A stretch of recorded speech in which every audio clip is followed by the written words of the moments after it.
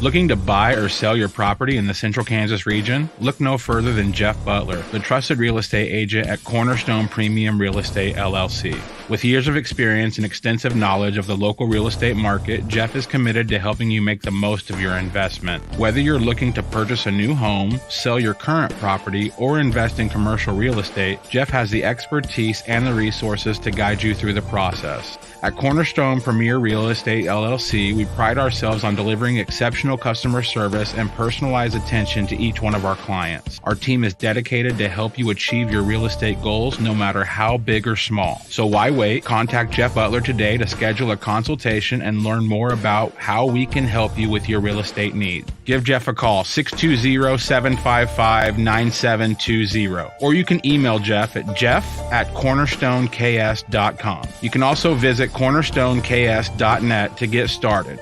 This episode is sponsored by Big Fish Bail Bonds. Big Fish Bail Bonds is your first choice in bondsmen. We are located 3 blocks away from the Sedgwick County Jail in Wichita, Kansas. We accept all major credit cards and we accept payment plans on big bonds with no collateral in some cases. Find us at bigfishbailbonds.us or give us a call at 316-262-4100. Big Fish Bail Bonds. Big or small, we release them all. Back Home Media.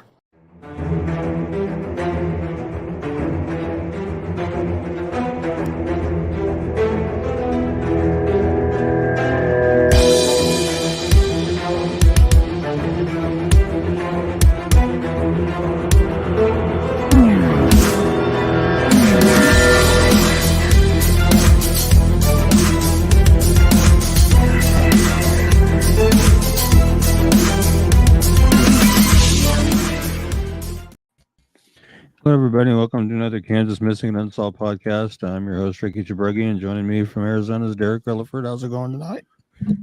Whoa, pretty good, man. How you doing? Not doing too bad. You're not sick like you were last week. No, I'm doing a little better today. Did you ever get sick? No, I never did. Just had a scratchy voice one night, huh? Yeah, a couple of nights, and then it started clearing up. Good. Been sneezing a lot, though. That's the only other thing. I've been sneezing like crazy.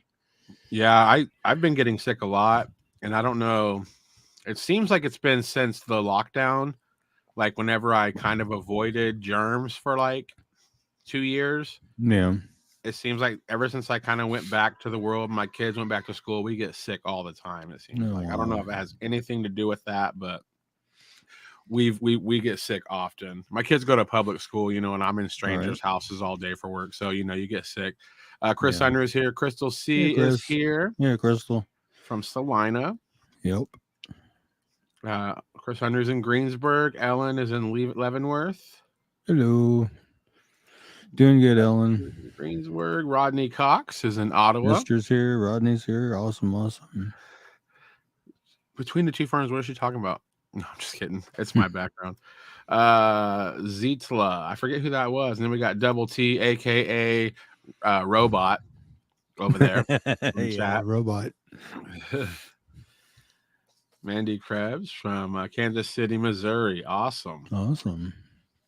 Well, we're going to cover a case real quick, and then we're going to talk about that case for a little bit. But Ricky's going to read you this flyer, and then we got some cool information to release about it. Sure. This is Dietrich Foster. He's missing from Independence, Kansas since April 12, 2020.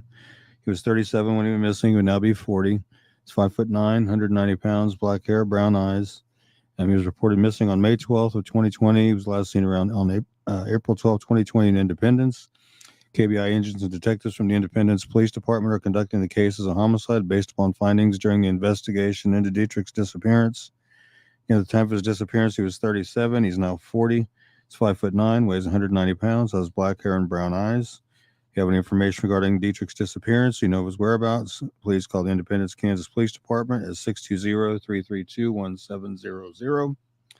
Or you can call the KBI at 785-296-4017. Or their 800 number, which is 81800-572-7463.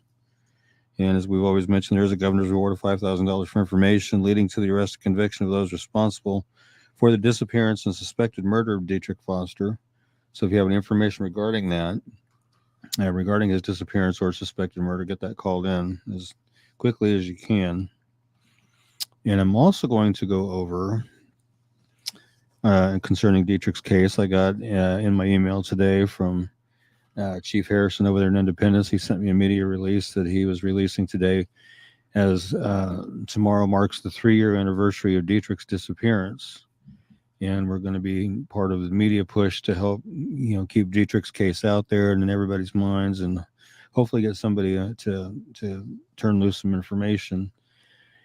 But his release basically says, for immediate release, today's date, Wednesday marks 3-year anniversary of Foster disappearance.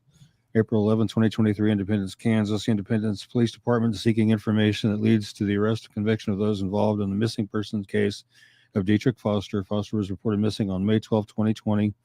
Independence Police Department reports he was last seen alive on April 12th of 2020. Information uncovered during the investigation indicates Foster was likely murdered. Any information that leads to the arrest and conviction of those responsible for Foster's disappearance will be eligible for a governor's reward of up to $5,000. Dietrich would be 40 years old now. Was described as 5'9", 190 pounds, black male. After 3 years, the Independence Police Department continues to chase down every lead. Our investigators continue to dedicate themselves to the task of bringing Dietrich home to his family, said Chief Jerry Harrison. Independence Police Department reminds everyone Dietrich is a father, a brother, and a son. He is missed dearly by his loved ones and friends. Independence Police urges anyone that has information to help bring Dietrich home. If you have any information about the disappearance or suspected murder of Dietrich Foster, contact the KBI at 1-800-572-7463 or the Independence Police Department at 620-332-1700. Or you can submit tips online at www.kbi.ks.gov/SAR. So there's another outlet to submit your tips, anonymously on KBI's website.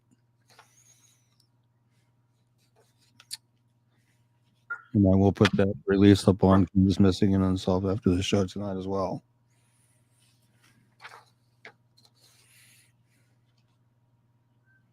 It's hard to believe it's been 3 years already. Yeah.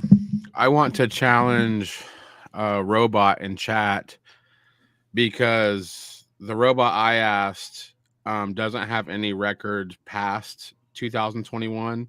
So from what I found, as of 2019, Kansas had, and we're right now, Dietrich's a missing person, but if you read the flyer, it looks like the police are sort of maybe expecting him not to be with us anymore.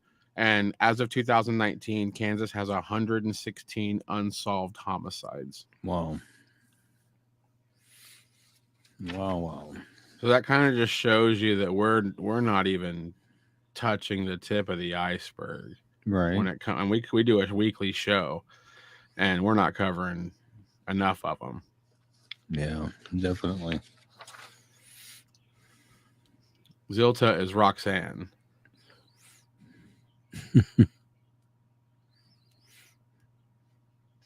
Yeah. Crystal says, I hope people come forward and help his family and friends get the closure they need. Oh, definitely. Mandy says, why do you think we have so many people missing in Kansas and Missouri? I'm not sure.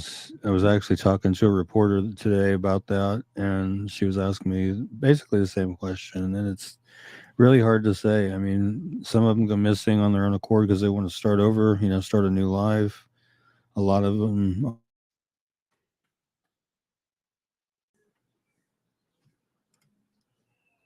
Ricky is frozen. I do not know what's going on, but we will. There you are. Now I can see what's going on.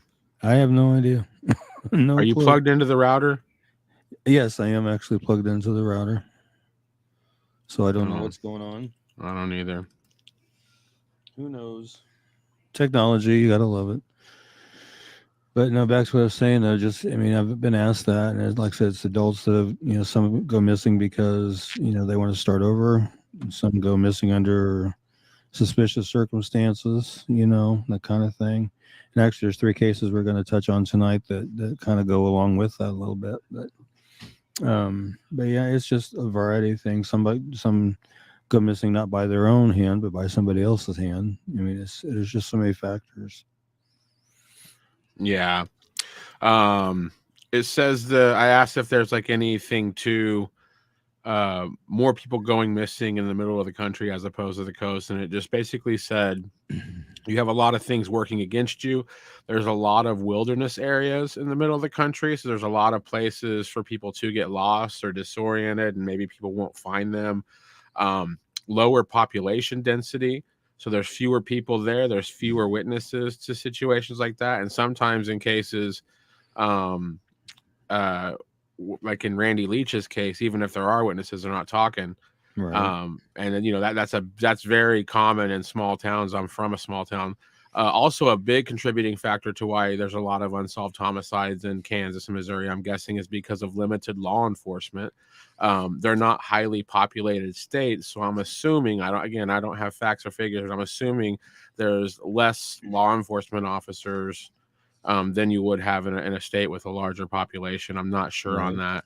And then also the last thing they kind of bring up, which is a good point, is, right there where Ricky is in Salina, you might feel like you're in the middle of nowhere, but the word middle is very important because you can get to any part of the country from the middle of the world, the middle of the country. Definitely. That's the tough part. You don't know where to look because it's literally outwards as far as the eye can see. People could go. Right. And I think, going back to what you were saying about, I can't remember which case it was you're talking about, but I do believe Randy too Leach. Randy Leach, that's it. Going back to his case, I think it's along the same lines with Dietrich Foster's case. I think there's people out there that know exactly what happened. They're just not giving it up. Yeah, I think so too. I think so for sure. And the time is now for them to start giving it up. 100%. Diana Hayden says hi. Sheila says yep. Robot Double T says 116. He's wondering if that includes Wichita and KCK. Could be a higher number. Yeah, if anybody can get it, because my number is from 2019, but they're saying 116 unsolved homicides in Kansas as of 2019. Yeah, I would challenge that number. Kelly Uphoff is here. She went to the store. Yep, not even sent her a reminder. Mandy says my nephew is missing from Kansas right now, and my niece was found dead in Chicago after being reported missing from St. Joseph. Oh my Missouri. goodness! Do you know Mandy at all? I'm not sure if I did. Do I have a flyer up for your nephew, Mandy? Because if not, I will sure get one made and posted. Yeah, message the Facebook page, and Ricky can get you helped out, or you can go to kmupod.com, like you see on the screen. And there's a way for you to tell us about a case there and give us pictures and whatnot. Kelly says, hope everyone is okay and had a good Easter. Continues to have something good happen to them this week. 100%. Hope everybody's having a good time. Hopefully everybody got to see people they cared about this weekend. I worked all weekend, so there's that. She said the name is Verlin. Did we cover Verlin last week? Oh yeah, Verlon. I can't think of his last name, but I think I know who you're talking about. I do have a flyer up for Verlon, I believe. I think it was.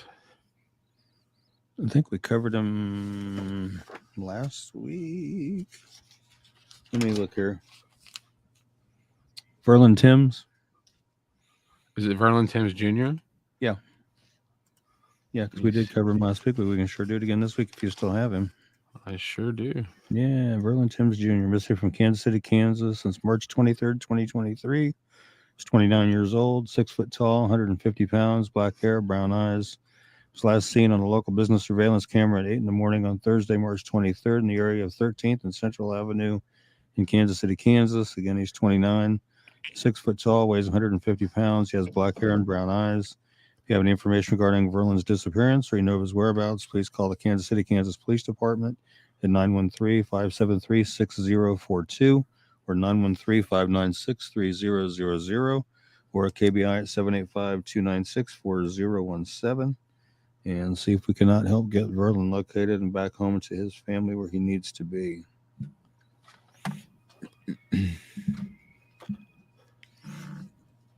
Another thing I was going to bring up too is I kind of brought it up earlier. I was talking to a reporter today. She actually interviewed me for a story that was supposed to air at 5 and 6 this evening, but they ended up scrapping it because she said my audio and my connectivity was bad because we were doing a Zoom over my phone. So didn't go so well. So she didn't use the interview, but the gist of the interview was the fact that Kansas City, Missouri Police Department, as of the 16th of this month, is reactivating their missing persons unit. So they had disbanded it about a year ago, and I think it was either due to budgeting or manpower issues, but the new chief has has decided to get it going again. So, like say, starting on April 16th, their missing persons unit in Kansas City, Missouri, will be full blown again. So that's a good thing. I'm glad to hear that.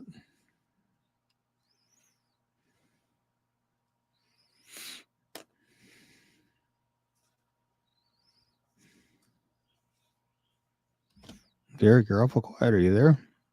Oh, sorry about that. My phone was going off, so I was talking though. One thing that I was halfway through a great point when you asked me if I was still here. No, so we only basically put on the flyers what law enforcement tell us, what NamUs tells us, basically, or information from family members.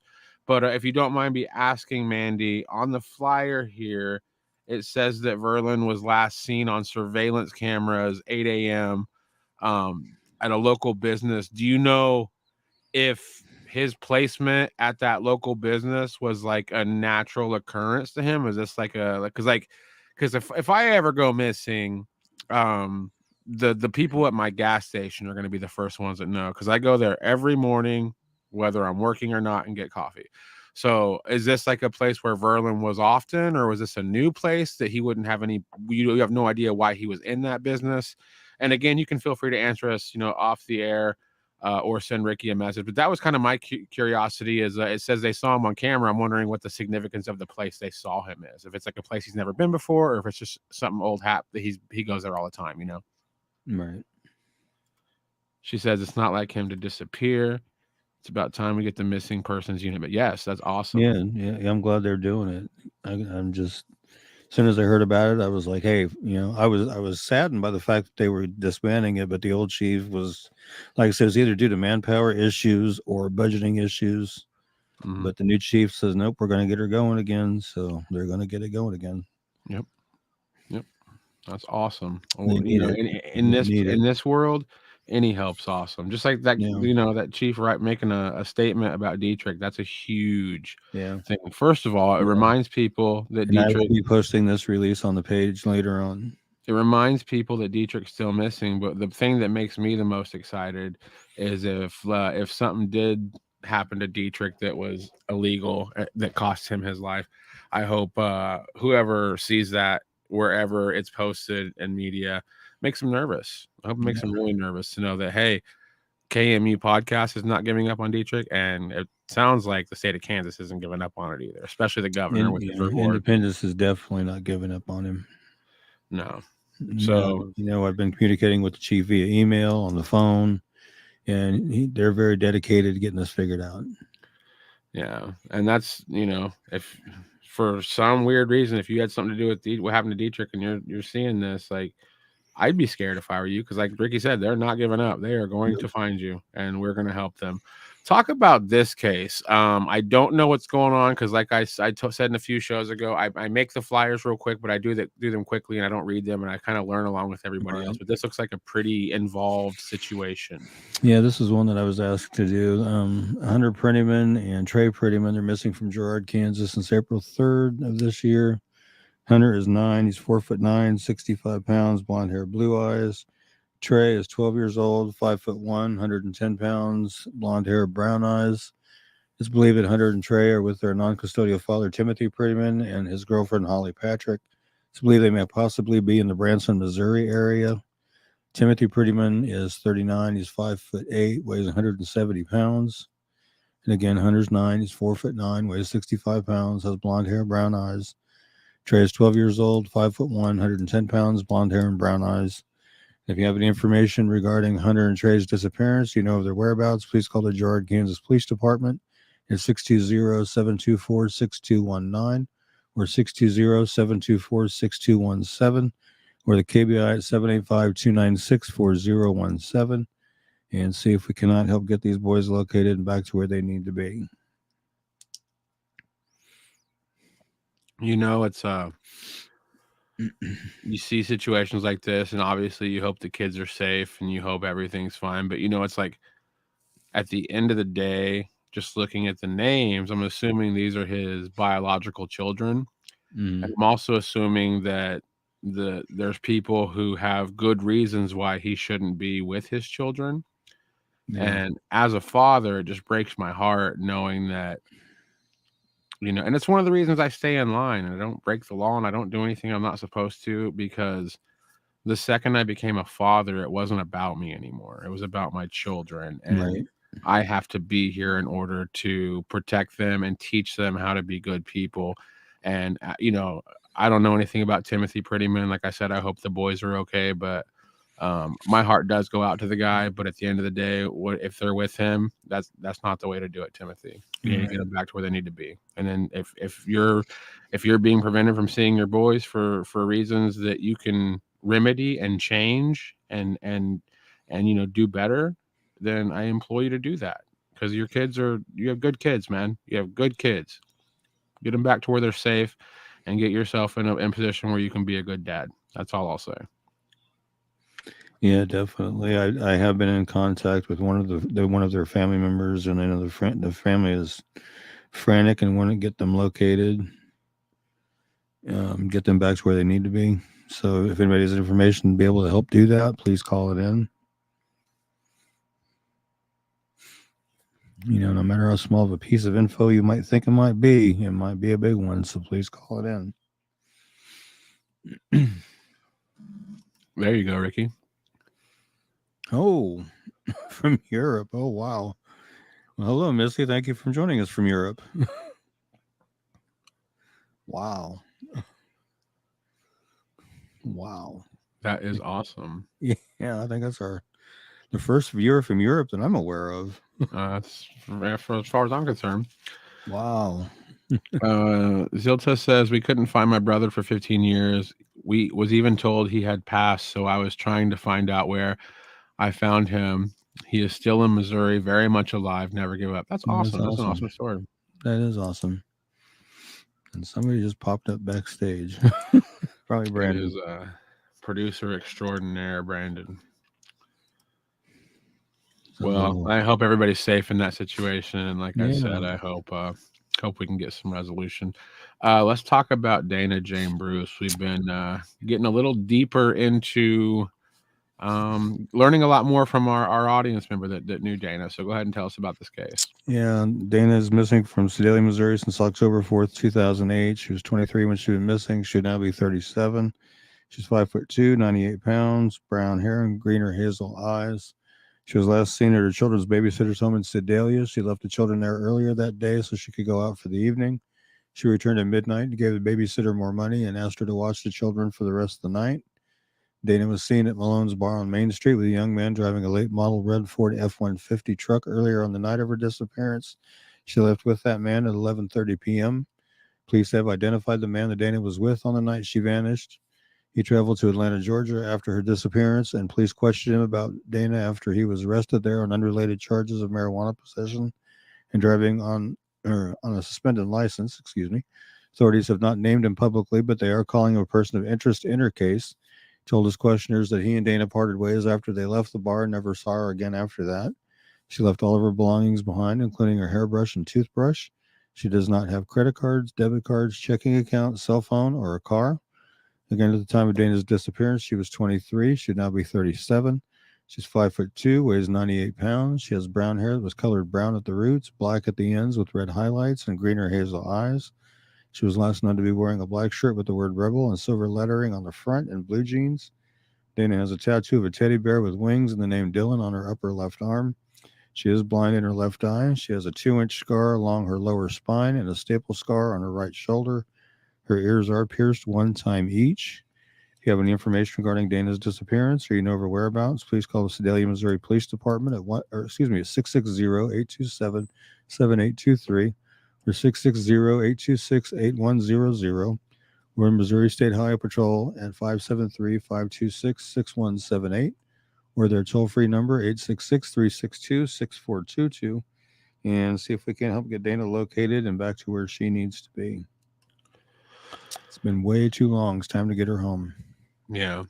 And not to be morbid, but I'm kind of a morbid person, and I was kind of curious. So I asked the robot, in the state of Missouri, how long does it take for somebody to be declared legally dead? And it says, in the state of Missouri, a person can be declared legally dead after being missing for 5 years or after a court hearing. The court hearing can be held after a shorter period, typically 1 year, if there is clear and convincing evidence of the person's death. If the person has been missing for at least 5 years, a petition can be filed in the circuit court where the person was last known to reside, asking for a judgment declaring the person legally dead. The petitioner must provide evidence to the court that the person has not been heard from or seen during that time, and a thorough search has been conducted to locate the missing person. The court will then review the evidence presented and determine whether the person should be declared legally dead. If the court grants the petition, the person's estate will be distributed accordingly to their will and state's incessancy laws, and their legal rights and responsibilities will come to an end. Now, the reason I ask is I wonder if that would change anything as far as what kind of manpower and financial stuff is being used to find Dana, if this, instead of saying missing, said unsolved homicide. You know what I mean? Are you picking up what I'm saying, Ricky? Again, I'm just speaking. I'm just reading right here. You know, if there was evidence to suggest that, I think that's the key. Is there any evidence to suggest that? Like in Dietrich's case, apparently they've got sufficient evidence to feel that way. Is there the same kind of thing in Dana's case? I was just curious, you know, because like sometimes you'll see somebody missing for 5 years and they'll be declared legally dead, or it's just Right. you never know who makes that call. Right. I'm not sure. I'm not sure if it'd be. Well, I'm sure it'd have to be family, but Yeah. I would think probably parents. You're welcome, Ellen. I think Faye Middleton donated some stars, maybe. That's What? my cousin.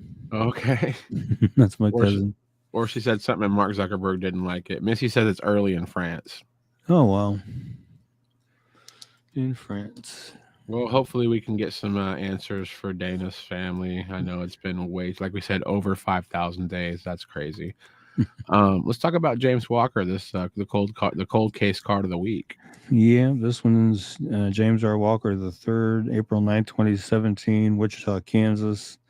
Police were called out about 9:30 p.m. that night to a shooting in the 1200 block of South Minneapolis near Lincoln and Hydraulic. They arrived on scene to find the victim, James Walker III, in the front yard of a home. He had been shot numerous times, Lieutenant Todd Olgiel said. James was taken to a hospital where he was pronounced dead at 12:30 a.m. on Monday, which I'm not sure what the date that would be. I need to do a little better job of editing. Several adults and children were at the home for a get-together. While some of the adults were in the front yard, 3 or 4 people walked up and began firing, striking James. The suspect or suspects ran north and were not located. If you have any information regarding James's death, please call 911 or call the Wichita, Kansas Police Department's homicide section at 316-268-4184 or 316-268-4181, or Crime Stoppers at 316-267-2111, or KBI 1-800-572-7463, and see if we can help get some justice for James and his family. That's awful. Yeah. Looks like the picture on the card there, I don't know why I didn't use that picture, but the picture on the card looks like he might have been into music. Looks like. Yeah. I can find out. I know a lot of musicians in Wichita. I can ask around, see if anybody knows, if anybody remembers seeing him perform or if he has any music online. Yeah. That'd be interesting. Yeah, that's I didn't notice that. I'm glad you pointed that out. It definitely looks like he's on the mic in front of a crowd of doing something. Right. Yeah, for sure. That's awesome. Well, that's tragic. It's a tragic case, but like we said earlier, if the 116 number has any weight to it, that's just one of the 116 other, there's a lot of unsolved homicides. There's enough to make a whole deck of cards, obviously. Oh, yeah. Angela says hi. Yeah, hello, Angela. How are you doing tonight? Crystal says prayers once again, answers, people are found, and closures are made. Yep, Too much missing people in the USA. It's also super hard to see families that don't have answers yet. Yep. Yeah, that's true. Let's talk about Lakeysha White. Okay. She's missing from Wichita, Kansas since March 29th of 2023. She's 14. She's 5'4", 120 pounds, black hair and brown eyes. Her hair may have orange, red, and black braids in it as well. If you have any information regarding Lakeysha's disappearance or you know her whereabouts, please call the Wichita, Kansas Police Department, 316-660-9452 or 316-660-9456 or 316-268-4111 or KBI at 785-296-4017 and see if we can't help get Lakeysha located and back to where she needs to be.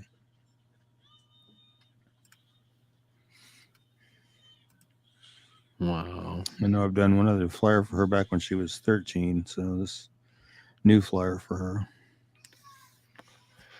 Okay, so she has taken off before. Okay, well, hopefully she comes back. Hopefully they can get her back again. And I just want to, if Lakeysha ever hears this, being a teenager's tough, even under good circumstances. So don't give up. You'll be an adult in a couple years. Here in about 8 or 9 years, your brain will be done growing, and the whole world is at your fingertips. You can do whatever you want, for real.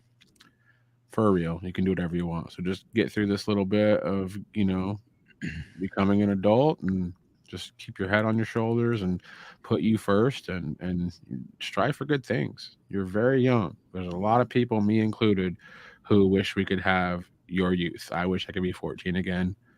Big time. That would be a big help. So yeah, you're young, and hopefully, and again, if there's something you're running from, that's not okay, then obviously we don't want you to go back there, but there's ways to do that. You need to contact somebody. You need to let somebody know what's going on. But just, I hope you are safe, and I hope you get home soon. Yes, definitely. Most definitely. I mean, being 14 and missing for a little over 2 weeks, it's kind of a scary thing. It is. And like I say every time, if there's adults out there that are okay with you being there, knowing you're on a missing persons flyer, that's illegal. They don't have your best interest in heart, unless something you're running from something terrible and they're protecting you. But again, this is not the way to do it. Go to the police. Right. Let's talk about Damien. Okay, he is missing from Worthington, Kansas. This is Damien Motor. Since April 7th of 2023, he's 15. He's 6'1", 130 pounds. His brown hair that was last known to be dyed black, and brown eyes. I believe he may be in the Hayes, Kansas area. Again, he's 15, 6'1", 130 pounds, brown hair that was last known to be dyed black, and brown eyes. He does wear glasses. If you have any information regarding Damien's disappearance, or you know his whereabouts, please call the Worthington, Kansas Police Department. It's 620-653-4995 or 620-653-2223 or the KBI at 785-296-4017 and see if we can help get Damien located and back to where he needs to be. Hopefully he's okay and doing all right, but need to make sure. Speaking of legally dead, any more information on Larson? On Larson. Ryan Larson. I haven't heard any more on Ryan, no. That's an interesting case. Yeah. And I'm sure there's a reason to want to have your child declared legally dead, but it just seems, if my kid was missing, I would be like, no, let's keep looking. But again, I'm not in Ryan Larson's parents' situation. There's a lot of information that the public's not privy to. Right. But it really, really bums me out that his parents think he's dead. Like, that's bad. Yeah. Because I think that was the last thing we were talking about when we covered him the last time, was that they were pushing to declare him dead. Yeah. And that sucks. I hate when you have to make the located deceased flyers. Yeah. She says Europe doesn't have this problem running rampant like the US. I don't know. It'd be interesting to look at.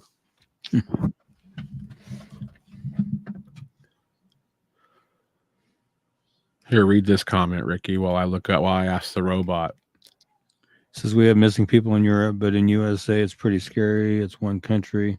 I help solve cases with NamUs, and let me tell you, the number of missing people by states is unbelievable. I could imagine. I've never dug into other states. I mean, I do Kansas missing and unsolved because I live in Kansas, but I just I do Missouri cases, but I've never really dug into the total number of Missouri cases. But I know it's pretty good number. Yeah, let me see. Basically, I asked it, but it basically just said that there's a bunch of differences as far as reporting requirements, as far as how you're reported and stuff. But yeah, I didn't get any information as far as.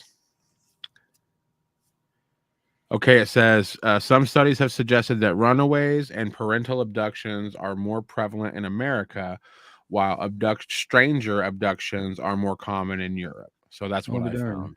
Yeah. I didn't know that. Yeah, so that's something to think of. Yeah. Let's go to real quick. 560 missing in Kansas, 220 are kids. Yikes. Wow. And that fluctuates all the time. Yeah. It's not good. It's not good. Let's talk about this case. Speaking of, and again, when are they gonna have this flyer say unsolved homicide? Well, it's technically been reclassified as a homicide case because they're saying with the amount of blood that they found in the van and at where she was last known to be at, that nobody could have survived the injuries. So it is actually technically classified as a homicide case now. But this is Catherine Adams. She's missing from Salina, Kansas since April 29th, 1993. She was 35 when she went missing. She'll now be 65. She's 5'4", 120 pounds, brown hair, brown eyes. She was last seen at 4:30 in the morning on April 29th, 1993 at Quick Shop convenience store at the 1700 block of West Crawford in Salina. She drove a white full-size Ford van. She has legs written on the sides. It's actually white letter. Well, some of the legs is in blue, but the other one, the rest of it's white. So it should say white and blue lettering. Her van turned up abandoned at 5:45 p.m. the day after her disappearance at Russell's Restaurant in the 600 block of West Point Boulevard. The restaurant was closed for remodeling at that time. The van was spattered with mud on the outside and blood soaked on the inside. A large amount of blood was also found at a storage unit in West Salina where Catherine, a saleswoman for Legs Hosiery Company, picked up her stock each day. But there was no sign of her at either place, and she's never been heard from again. Police speculate someone attacked Catherine when she went inside the storage unit. It appeared they interrupted her in the process of loading the merchandise in her van, leaving the door of the unit open. Catherine was separated from her husband at the time of her disappearance, and she had a teenage daughter. Her case remains unsolved, and foul play is suspected. Of course, so they have reclassified it as a homicide. And if you do have any information regarding Catherine's disappearance or you know of her whereabouts, please call the Salina, Kansas Police Department at 785-826-7210 or Crime Stoppers at 785-825-8477, or you can text SA Tips to Crimes 274-637, or go to www.pd.salina.org and follow the Crime Stoppers link to submit a tip, or call KBI at 785-296-4017 or 1-800-572-7463 and see if we can help get Catherine located and back to her family where she does need to be.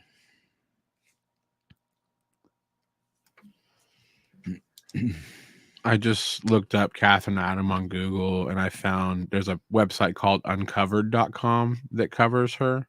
Oh, okay. But they also have Randy Leach on here, but they have a case I don't remember. Maybe we've covered it, but maybe I don't remember. But it's a 1989 murder in Wichita, Krista Martin. I don't think we have covered her. I don't think. I don't know. That name does kind of click a little bit.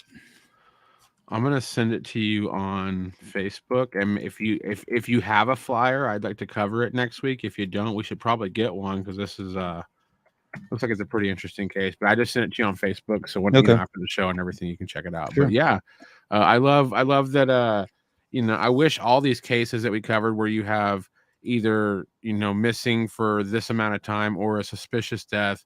I wish that there were more podcasts covering them. I know there has been a few podcasts and YouTube channels that have covered Catherine, so it's always good to know that people are covering it. But yeah, I just learned about a case that happened in the 80s, and that's sad that there's so many of these cases that I just now learned about that case. So I do know there is a YouTube channel called Arctic Fox, and he does from time to time pull flyers from Kansas missing and cover those cases on his YouTube. So they do get some coverage on his YouTube channel. Missy says all missing people need to have media attention. 100%. I 110% agree with that, Missy. I couldn't agree more with that. She says every city needs to create a missing newspaper. I'm sure it'll help, or a TV show. Yeah. And I'll tell you this. I'm not going to say too much, but I do know a state that's kind of gearing towards doing something similar to what we're doing. Mm-hmm. With our blessing 100%. They've consulted me, at least. I know he's talked to you too. We'll kind of leave it vaguely, but the thing is, usually when it comes to podcasting or live streaming, one of the worst things that can happen to you is to have a good idea and have somebody steal it and put it on their show. This is one of those shows. I wish 100 people would see this show and steal it and do it for their state. This show is not enough. We're covering just the state of Kansas, and we just the numbers that have been thrown out tonight. We are not even scraping the surface of how many people are missing. So if I hear about anybody doing anything to do with missing people or unsolved crimes, I'm like, yes, make a page. You know what I'm saying? So yeah, I agree. I think every state should be doing what we're doing on some level. I wish we had 50 nights a week that we could do it, but right now it's struggle to do one state. But yeah, this show is, you see how we do it. Copy and paste. Let's go. Let's find some people. She said, did they look into the husband she was separated from, or was she seeing anyone else? That I don't know. I would hope they had talked to him, but I don't know for sure. I've never heard positive in one way or another on that. As far as if she was seeing anyone else, of course, the rumor mill goes pretty rampant, but there was some rumor going around that was a possibility, but don't know if it was true or not. So it's hard to say. Yeah. But I can tell you the picture on the flyer. I was going to tell you, it was talking about she went to a quick shop over on West Crawford, and that picture in the Kansas City Royals jacket there was the last picture ever taken, and it was on a surveillance camera at quick shop, and she was backing out the door with her coffee and her newspaper. So that was the last photo of Catherine ever done. And that is very ominous because, like I've said a couple of times, she's walking out backwards, meaning that she knew the people in there. She was saying bye to her friends. I have vague recollections of seeing her stocking legs pantyhose like Dylan's over on Iron when it was still a Dylan's, but because I lived over in that neck of the woods, and it seems very familiar. So like I'd seen her in there before. Yeah. So again, robot double T can see if this sounds. So I just asked AI what the crime rate was like in Salina, Kansas in '93. And it says the Uniform Crime Reports published by the FBI said the crime rate in Salina, Kansas in '93 was 5,248 offenses per 100,000. This includes both violent crimes such as unaliving somebody, R-word. You can't say those words anymore, by the way, on like YouTube. Robbery, aggravated assault, and then not proper. So does that sound like? And I hate when people say, because there's not 100,000 people in Salina, so that doesn't make sense. Yeah, I know there's barely 50, maybe just a hair over 50,000, but not much over. But I mean, I guess I could kind of, okay, so PD felt like it was someone that knew her daily routine and followed her to this. I think they would have to know she was there. Yeah, because I mean, that storage unit's on the west side of town. It's out by the airport. It's behind a little gas station. Yeah, kind of beside and behind, kind of, sort of. So I mean, and there's a factory across the street. Um, Back then, I think it was still called Kansas Technical Institute, but it's across the street to the west of that storage facility. So, I mean, there's traffic up and down that street quite a bit. I don't know about that time of the morning, but there's traffic. Yeah. The thing is this though, and I don't know, I hate that I'm thinking like a bad person, but like if you're gonna pick somebody to like just seeing their vehicle makes you pay attention to them, like she was driving. Look at the van I mean, nobody didn't not see her. You know what I'm saying? Like every time anybody in Salina, I guarantee when they drove by her, like, oh, there's that She Got Legs van. You know what I'm saying? It's Yeah. so stand outing. Like, so to me, I feel like if it was any other regular looking car just going in and out of that storage thing every day, nobody would really know. But I mean, anybody that was around there knew that that van was going in and out of there early that day. I mean, it's a very noticeable van, I guess is what I'm trying to Yeah. say. I wonder if they still have that in storage after all these years. Double T said the husband was interviewed. Whether or not that cleared him, I have no idea. Right. Okay. Thank you, Double T. I remember her there too. She was a regular at the old Dillons. Wow. Yeah. I remember seeing her in there stocking them big old plastic eggs with the pantyhose in them. Yeah. Tragic story. Hopefully for her loved ones and friends that can be solved. And and I would hate to say this, but since they're kind of saying there was so much blood that there's not really a chance she's alive. Yeah. Anytime you find about remains being found by Salina, I always kind of like, please let it be her, because like if we're going to agree that we all think she's deceased, it would be nice to let her be buried where her family wants her to be buried rather than wherever she is. You know what I mean? Yeah. Again, you don't know the answer to this, but I'm going to ask you just to bring it up. The skull in Salina, any news? Nothing. The last I heard was they were not able to get a complete DNA profile from the skull. So, I of course my first thought was where they found it at was literally just across the street and down the road a little ways from where she was attacked at, and not too far from where Kenny Rychek was last seen. So that was my first two thoughts. But of course, with Alex LaRussa missing from here and Anthony Siniscali missing from here, I mean, it could be anybody. Yeah. Double T says the route from that quick shop to the storage unit is the same that I take to work. I have driven on my way to work at 6 a.m. many times. It can be quite clear of traffic at that time of the morning. It is almost eerie. He should, he does ride a lot for your fly. I was gonna say he should be a rider. I felt like I was on a dark road in Salina reading that. Like he's a pretty good rider, man. Yeah, well, I mean he used to work for one of the radio stations as their news director. So yeah, he's a good rider. Yeah, I like it, man. Because I mean that painted a picture. And that's, again, if it's that eerie, it's that quiet. It was just a random person. I don't know. The case is so crazy. The fact that there's 60 miles on the van. So that leads me to believe that unless if she was deceased, unless they took her 30 miles away, put her body in another vehicle, and then left, and who knows where she is. Right. But my point is, if she only was deceased in the van, and then they took her somewhere and hid her, and then drove and parked the van, and there's 60 miles on there, to me that tells me that Catherine Adam, at least until somebody could go out there and move her, for the time being, Catherine Adams' remains were within 30 miles of that storage unit. Just mathematically, it would have to be.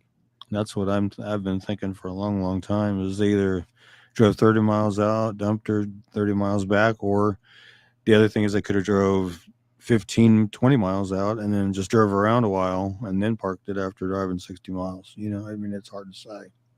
But I mean, at the end of the day, if that's true, her remains can't be more than what, 30 at the most miles from that storage. Yeah. So it's something to think about, man. And again, she could have been moved since then, but at least for that time being, I'm just thinking she would have had to. But let's go ahead and talk about Alex LaRussa. Yes, another Salina, Kansas case. He's been missing from here since December 8th of 2017. He was 25 when he was missing. He's now 30. He is 6'2", 175 pounds, black hair, brown eyes. Last contact he had with family was at 4 a.m. on December 8th. He is wheelchair bound and his left leg is amputated above the knee. The vehicle he was driving was found on a farm in New Cambria, northeast Saline County.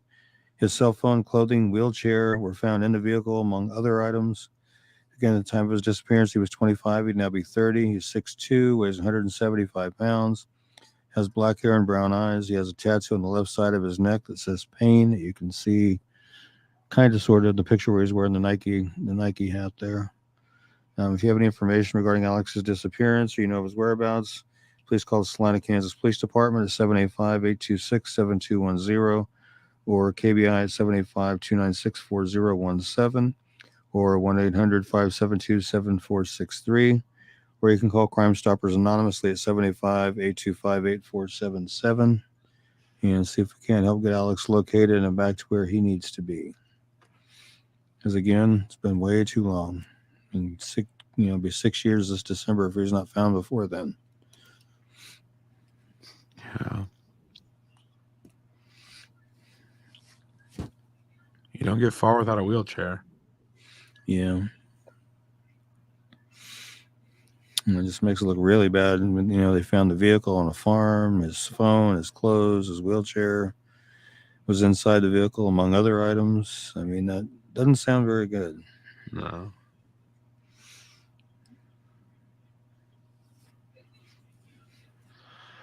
Nope. Not good at all. Nope, it didn't. I always get Alex mixed up with Barrera. Oh, with Colton Barrera, yeah. We should cover him next week. Yeah. Both young kids. Yeah. Unaccounted for. Let's talk about your buddy Kenny Wrightcheck. Okay. Now this is a lot of one. Kenny Wrightcheck missing from Salina, Kansas since November 4th, 2019. Was 69 when he went missing. He's now 72. He is 5'9", 175 pounds, gray hair and blue eyes. He does sometimes use the last name Brown as opposed to Wrightcheck. Does suffer from diminished mental health capabilities, and he is on disability. He has not tried to access any of his money since he was last seen. He may have family in northwest Kansas, possibly around the Colby area. He was last seen at the Gospel Mission in Salina. He left there and has not been seen or heard from since that time. He does not have a cell phone, a vehicle, or any identification.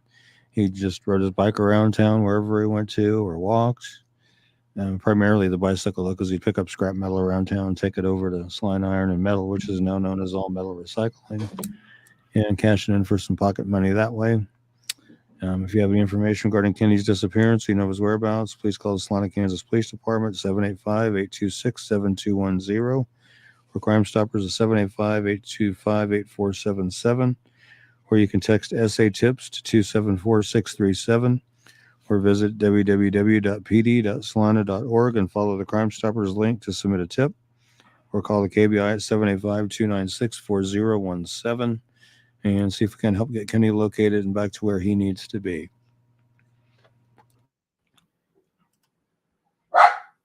Oops.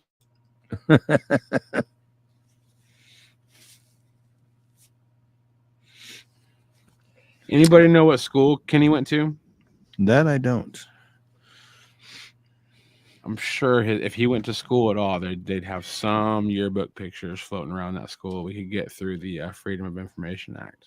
Yeah. Not like they would be against giving them to us, but it's just you can get stuff like that. I've gotten yearbook photos for flyers before for you. Time Mark Arts photo took about 2 weeks to track down, but I got it.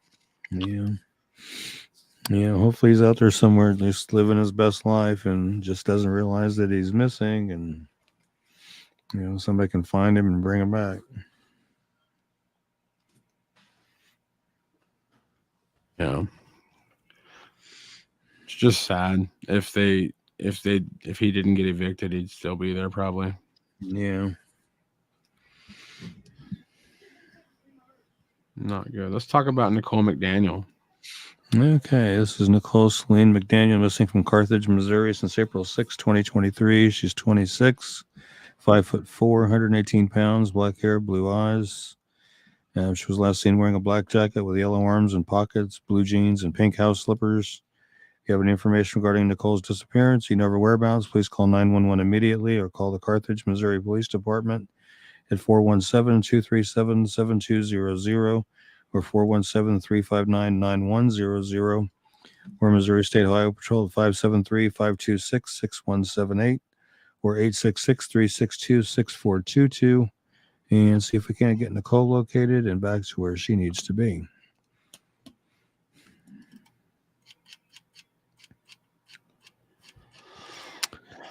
And then Carthage, Missouri Police Department doesn't have much on her on their Facebook except for what I just read. They have their own flyer up and no captions, no information, no anything. So let's see if we can help get her located. Yeah. Really new case for sure. Yeah. So it hasn't been long. Yeah.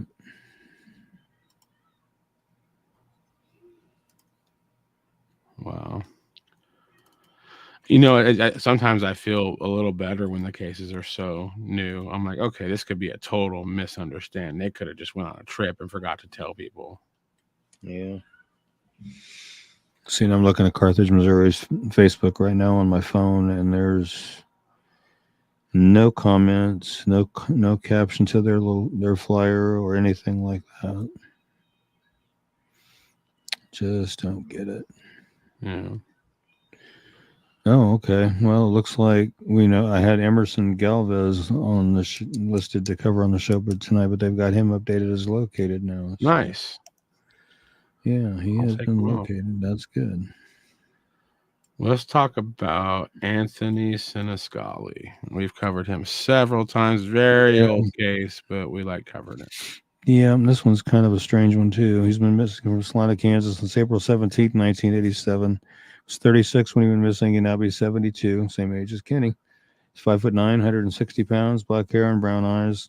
He was last seen by his family at Jerry Ivy Park in Salina on August 17th, 1987. His wife saw him driving east on his way home from work at Beach Aircraft Corporation in Salina, which is not Beach anymore. She followed him to the park. He stopped near the restrooms and spoke to her. He was surprised to see her and told her he was not feeling well. Anthony's wife tried to convince him to let her drive him home, but he refused. She left him to go get help from her brother, and when they returned, he was gone. His car was still parked by the restrooms, locked with his belongings inside. He did not show up for work the next day, and he's never been heard from again. Anthony's social security number, credit card, and bank accounts have not been used, and he has not been contacted or has not contacted any of his family. He was devoted to his two children, and it is uncharacteristic for him to leave without warning. He's originally from New York, where his parents, who are Italian immigrants, live. He's been living in Salina for about 9 years prior to his disappearance. Anthony's family fears he became homeless. They distributed missing persons flyers in New York and in Florida, where his sister lived, but he's never been found, and his case does remain unsolved. If you have any information regarding Anthony's disappearance or you know of his whereabouts, please call the Salina, Kansas Police Department at 785-826-7210 or Crime Stoppers, which is 825-8477, or KBI at 785-296-4017. And I'm going to update this flyer a little bit and include all the other information, the essay tips, and the www.pd.salina.org and the Crime Stoppers link there and all that. I'm going to add that to this flyer. But if you have any information regarding his disappearance, please call it in so we can see if we can't get him located and back home. I think about his case every time I'm over by Jerry Ivy Park. I can tell you that. Yeah, that is pretty wild. Yeah. And that's another one, too. His car's still there. Where'd he go? He couldn't have got far, Yeah, that's the crazy part. And she went and got her brother, came back, he was gone. So I don't know. That's a bizarre one.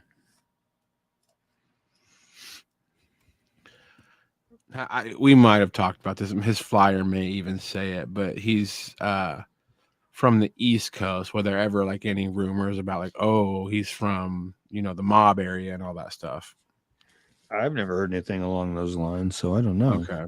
No, I know nothing with his name or anything. It's just, East Coast people from the East Coast. Like I'm from a small town. People, anytime somebody lives anywhere on the East Coast, they're like, are they in the mafia? Or do they know the mafia? But I was just wondering if anybody ever said anything like that. I've never heard anything. Let's go ahead and talk about Joan Butler. Okay, and this was one of 3 Kansas City, Overland Park, Kansas City, basically same area. Joan Marie Butler missing from Overland Park, Kansas since June 18th, 1989. She was 24 when she went missing. She'd now be 58. She's 5'6", 110 pounds, brown hair and brown eyes. She was last seen during the early morning hours of June 18th, 1989, while she was out with friends in Overland Park. She apparently made it home from there as the clothes she had been wearing that evening were found in her apartment where she lived alone. Evidence indicates Jones was surprised at her apartment. A half-eaten slice of toast, a half-smoked cigarette, and 1 contact lens were found at the residence. But Joan was missing, and so was her red or maroon Chevy Corsica rental vehicle. And approximately $900 was missing from her bank account. Neighbors reported hearing a loud thud in the vicinity of at approximately 4:30 in the morning on the day that she vanished. Joan's vehicle was found parked in an apartment complex in Lenexa, Kansas on June 28th. As authorities were arriving, a man approached the Corsica and opened the trunk. When he realized police were approaching, he shut the truck and fled. Last trace of Joan was an ATM security camera picture of her taken on the night of June 26th. She was wearing oversized sunglasses in the picture, but a large bruise could be seen on her forehead. She's never been seen or heard from again. Richard Grissom Jr.'s fingerprints were inside Joan's car, as was his wallet, checkbook, and driver's license. A witness later stated she saw Grissom driving a rental vehicle on June 20th. And air pistol pellets and CO2 cartridges were found in the glove compartment of the vehicle, and a drop of Joan's blood was in the trunk. There was dust and gravel stuck to the underside of the Corsica and scratches on the vehicle similar to those caused by branches and brush. Grissom was arrested in Texas on July 7, 1989. In 1990, he was convicted of murdering Joan and 2 other women, Teresa Brown and Christina Rush, roommates who disappeared from Lenexa on June 26, 1989. Grissom, who was also convicted of 8 charges related to murders, was sentenced to 4 life terms in prison.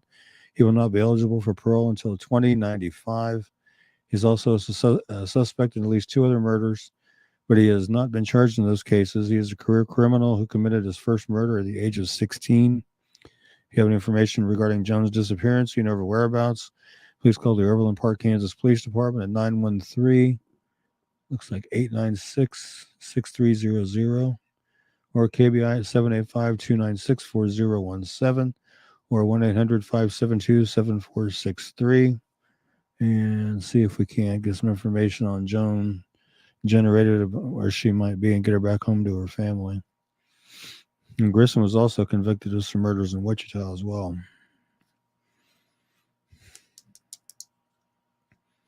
Wow. Yeah, he's a serial killer, all right.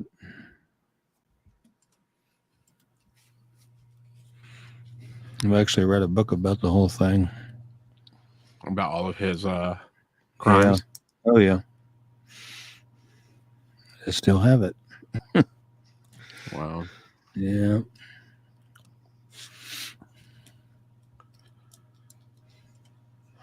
Well, we got a couple more cases to get through. Let's talk about Christine and Teresa.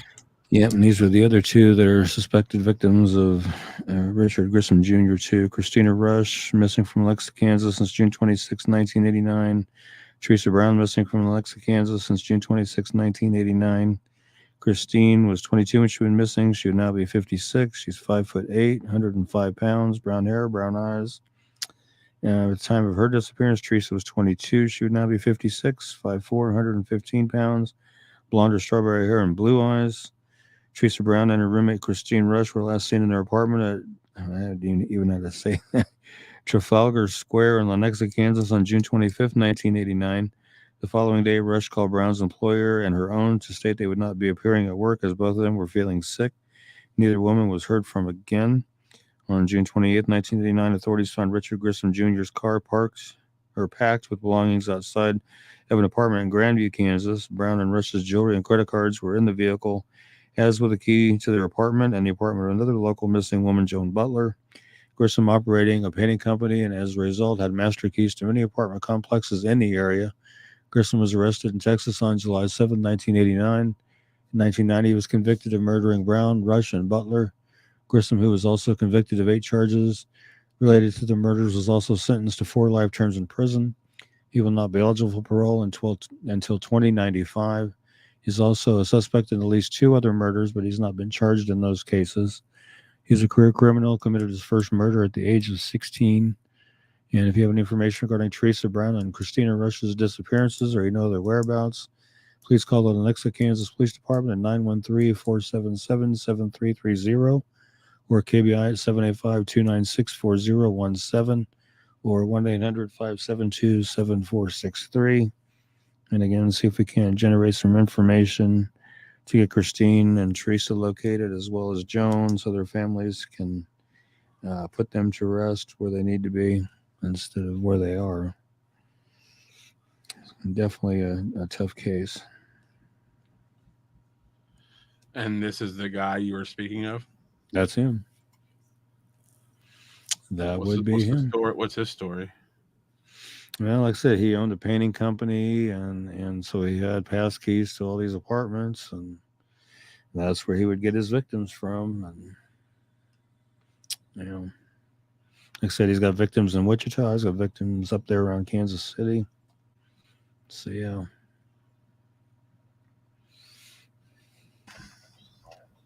Wow. Talk about Heather Harms. All right. She's been from Kansas City, Missouri since April 4th, 2023. She's 28. She's 5'5", 110 pounds, blonde hair, blue eyes. She was last seen on foot at 12:30 a.m. in the area of 106th Street and North Dalton Avenue, Kansas City. She was last known to be wearing a gray jacket, black leggings, and carrying a handbag. Family is concerned for her safety and well-being. If you have any information regarding Heather's disappearance or you know of her whereabouts, please call 911 immediately or call the Kansas City, Missouri Police Department's Missing Persons Unit at 816-234-5220 or Missouri State Highway Patrol 573-526-6178 or their toll-free number 866-362-6422 and see if we cannot get her located and back to where she needs to be.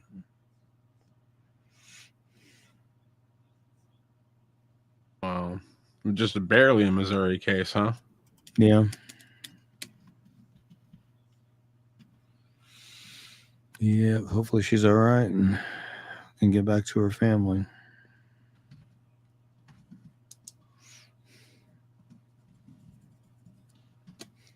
Another troubling one.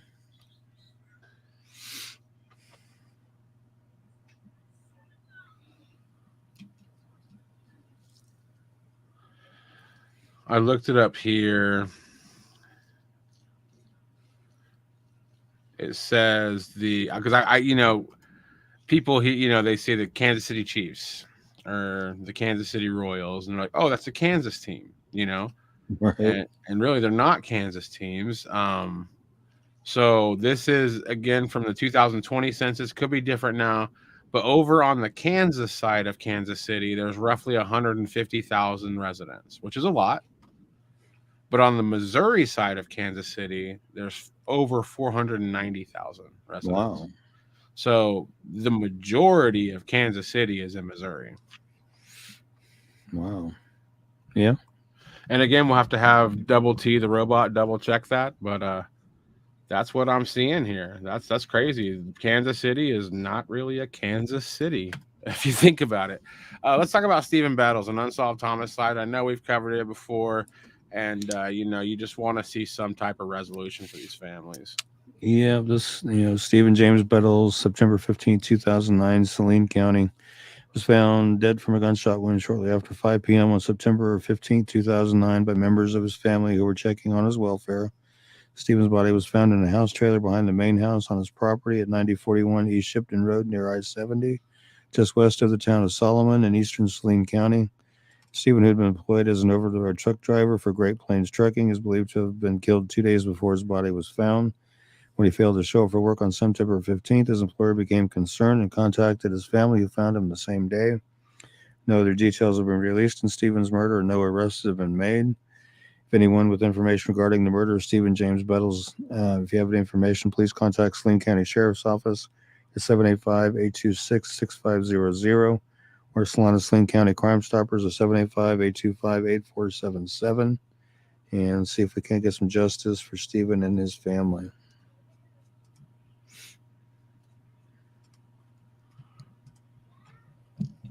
Wow. Where's Saline County? Or Saline County? It's right here with Salina. Okay, that's what I was thinking. Yeah. Yeah.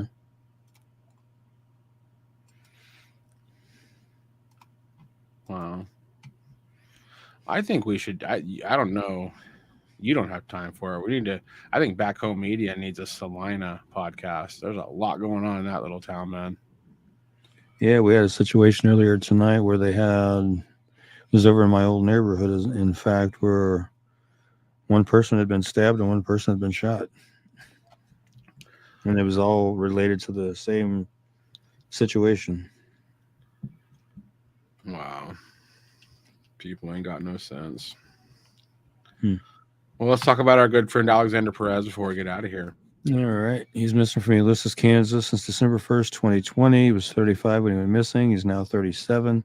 He's 5'11", 235 pounds, has black hair that he shaves nearly bald and brown eyes. He had called a family member on the phone on December 1st and said he'd be coming over to do some laundry. He never arrived at the family member's home in Ulysses, and he's not been heard from or seen by family or friends since then. Alexander had been staying with family and friends prior to his disappearance. It's believed that Alexander may still be in the local Ulysses area, or he may be in the Garden City or surrounding areas. At the time of his disappearance, he was 35. He'd now be 37. He's 5'11", weighs 235 pounds, has black hair that he shaves nearly bald and brown eyes. He has a tattoo of a bumblebee on his face underneath his left eye. He has Perez tattooed on one of his arms, and he has a tattoo of a cross on a chain across his chest. If you have any information regarding Alex's disappearance or you know of his whereabouts, please call the Grant County, Kansas Sheriff's Office at 620-356-3500 or the Ulysses, Kansas Police Department at 620-356-4600 or the KBI at 785-296-4017 and see if we can help get Alex located and back home to his family. I know they're, looking for him and trying to get him found and back home. So let's see if we can help make that happen. And then I got this voicemail. We've played it a lot. We're going to play it again. We'll be right back after this.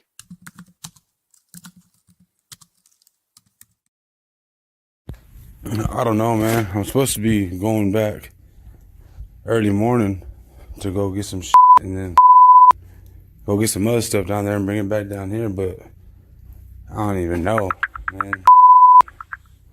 It's been wild down here. It's been crazy. Fucking been held at gunpoint and robbed and tried to beat me up. It's a bunch of crazy shit going on in GC, man.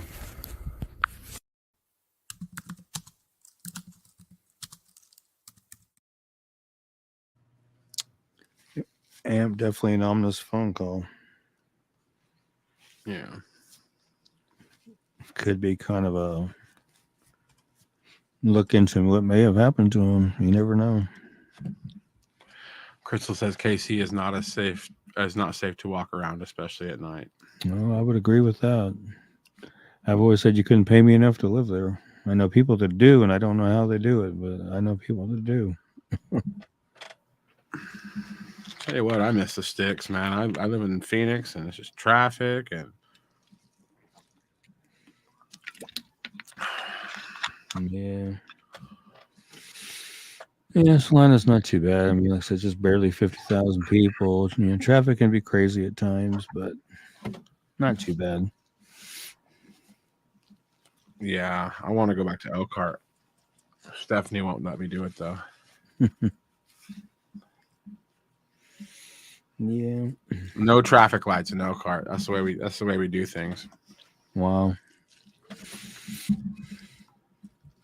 Yeah, so we got that voicemail probably a year and a half after he was missing. Yeah.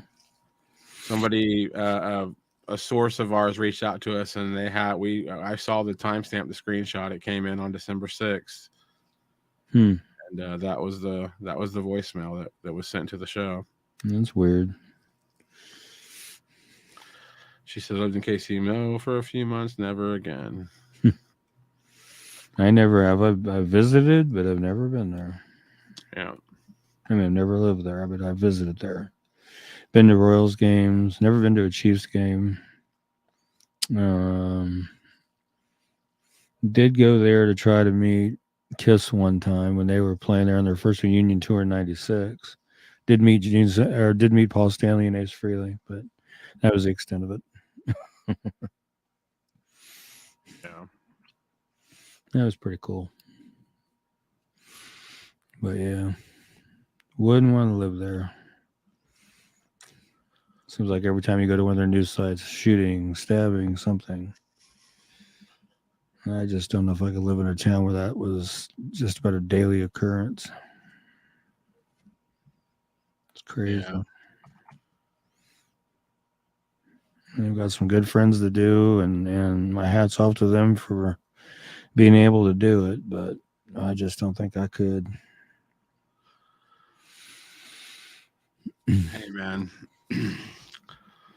The city's not for everybody, man. I live here because turns out it's not a lot of high-paying jobs in Elkhart, Kansas, but I'd still be there if I could find a way to support myself. I don't mind living in cities. I think Phoenix is like the 6th biggest city in America. Wow. I don't know. I just live here. There's traffic, all that stuff. But end of the day, yeah, I grew up in I met my wife in Garden City, and I lived there for a long time before I moved to Phoenix. But I grew up in a little town called Elkhart of like 1,800 people, and that's the speed of life that I like. Just no stoplights, just very small little town. Right. Well, Terry and I been talking and contemplating, and I've started working on some stuff for it, but we're contemplating kicking up another page, calling it Salina Sling County, Kansas, Missing and Unsolved. Okay. And so I'm kind of working on that, looking at the cases that we've covered. I've been jumping on the public libraries, newspaper archives, going back, trying to see what kind of articles were in the Salina Journal about the cases and stuff. And I think there's enough there where we could do a decent page for Salina Sling County. So I think we're going to do it. Still putting together the research and everything, but not sure a time frame on the launch, but we're getting there. Yeah. Yep. She says, could they get an area from that call? Oh, I don't know. There's a Facebook message. Yeah, I don't know. That's a good question. The District of Lights is beautiful in the daytime and early evening, but definitely not safe after dark. Yeah. I've never seen that, so I wouldn't. I've seen pictures of it on TV, but never in person. I'm trying to think. The last time I was in Kansas City would have been February 2018. And that would have been for a friend of mine. She has an organization there called GYRL, and it's spelled GYRL, and it's Give Yourself Real Love. And it's an organization she's got to help women that are victims of domestic violence and things of that nature. And I was invited there as part of an awards night that she had going on, and went, and I was presented from her organization a humanitarian award. And then from the state of Missouri, I was presented a Lifetime Achievement Award for Kansas Missing and Unsolved. So that was an interesting night.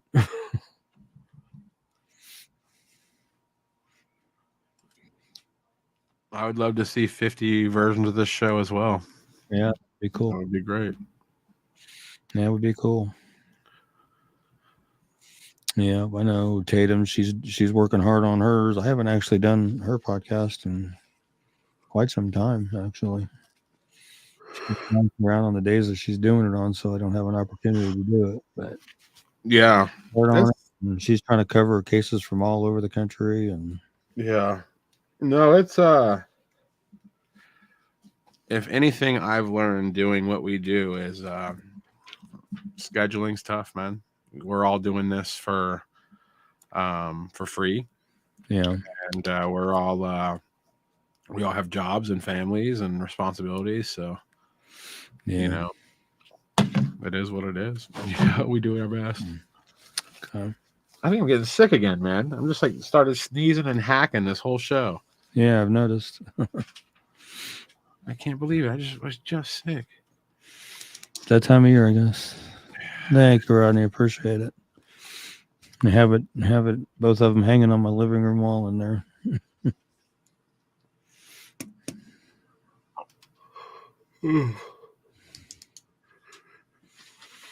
Oh my gosh, man.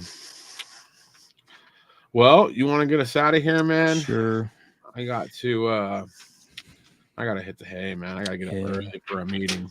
Just want to thank everybody that joined us tonight for being here. And, as always, it was a good show. And I appreciate everybody's support and everything. And just want to say, Heavenly Father, thank you for being with us tonight as we cover these cases. And hopefully we can get some resolution for some families. And, it's I know it's been a long, hard road for a lot of them. And just do what you can to get these flyers to the right people. It'll make the calls to close these cases. And until we see each other again next week, everybody stay healthy, stay happy, stay safe, and amen. Well, I don't think it, I thought it, that's different. I said what I said and I meant it, or lamented. Words given weight without thought in a person, the way that I talk and the way that I ought to be able to pause and to say that the fault can be placed on my arm, to display for the salt, to disgrace in its arm, pray for the day they could wait for the calm. You can't control the storm, only weather it, whether it's 5 weeks and 5 days of rain sideways, or scorched earth, search for death, or water left with all the thorns, with the petals gone, settle on the breath of autumn. If the crown fits, wear it, the crown fits. If the crown fits,